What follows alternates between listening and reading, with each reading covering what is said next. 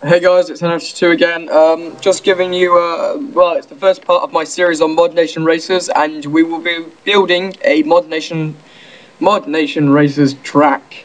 So I selected the Alpine region. There are multiple regions. There is the seaside region.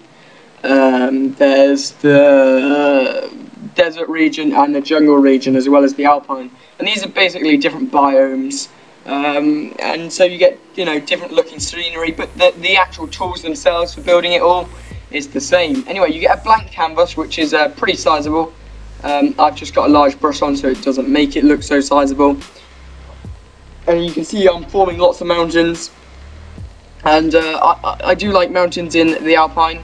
I find it quite picturesque, and so what I'm trying to do here is give a bit of a mountain region, and then have some flat land to one side as well, with rivers flowing in and out of it.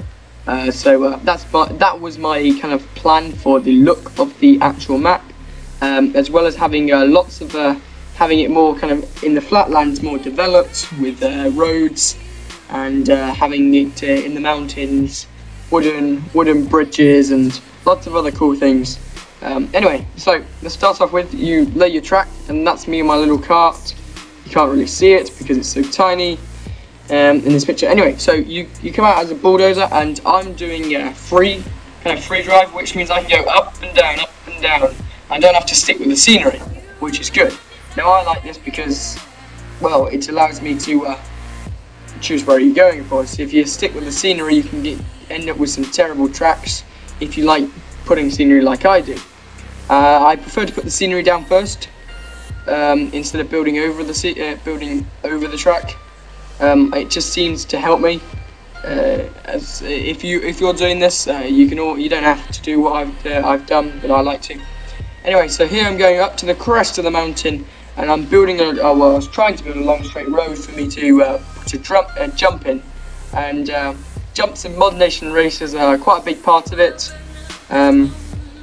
And so that was probably one of my aims, was to stick a jump in, and that's probably the most complex part of the actual track, and we'll be going on to that later in another part of the series. Anyway, so once I've laid out the track, I like to test it out. Now, because it's in 4 times speed, which I sped it out by 4 times, I'm going to be skidding left and right ridiculously fast. But that's not the idea. It's just showing you that what I always do is to test out your track and how it feels. If it feels that there's a turn which is too sharp, or a turn it's coming over a bump and you get launched off the track, then you need to change it. But it gives you a good feel if you think a turn needs to be wider, shorter, but generally if you need more straights.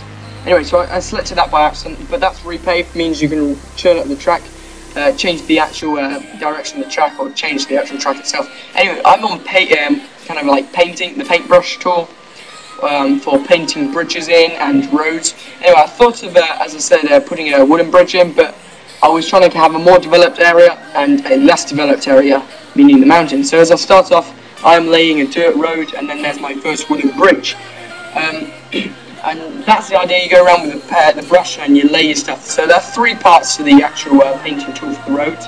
They are your actual road kind of type, like dirt, stone and paved, or cement, concrete, and these are slightly different for each